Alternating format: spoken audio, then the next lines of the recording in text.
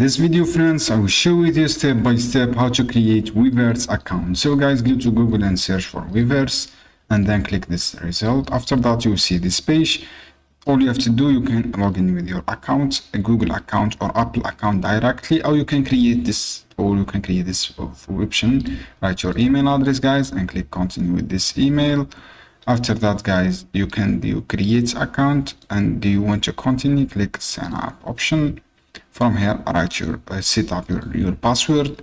After set up your password, friends, write a strong and good password. And then you make a password, click next. For example, I want to make my personal password, and then, guys, all you have to do, click next.